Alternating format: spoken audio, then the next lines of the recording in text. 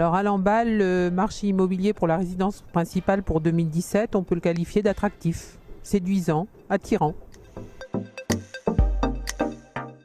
Alors je pense que c'est l'activité économique du secteur. Donc il y a du travail, donc les gens ont besoin de se loger, donc il y a une forte demande sur la résidence principale. On a aussi le phénomène du TGV, hein. On note une forte demande de Parisiens, de jeunes retraités, hein, envisageant un retour au pays. Donc on a le train, ils pourront retourner voir leurs enfants à Paris. Et puis on a la proximité aussi de la mer, hein, donc qui les intéresse. Donc c'est très notable.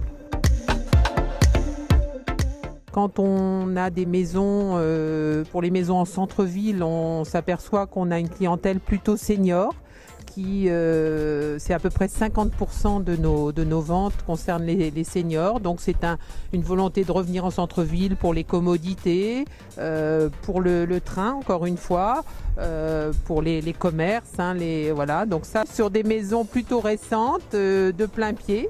Donc ça on a une forte demande.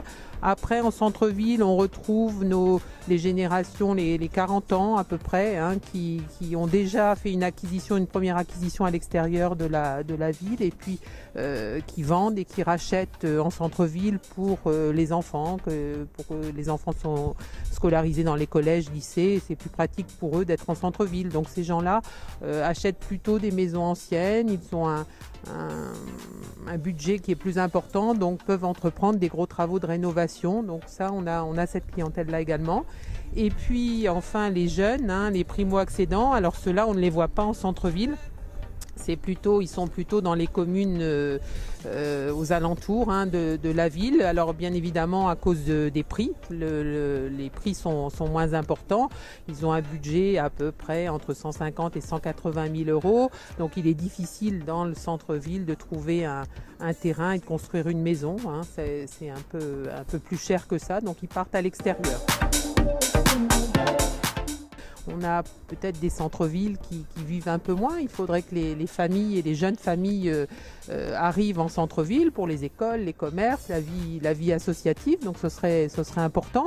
Le problème, c'est qu'en centre-ville, ce sont des maisons anciennes qui sont encore peut-être un peu chères pour les budgets des jeunes et puis où il y a de gros travaux.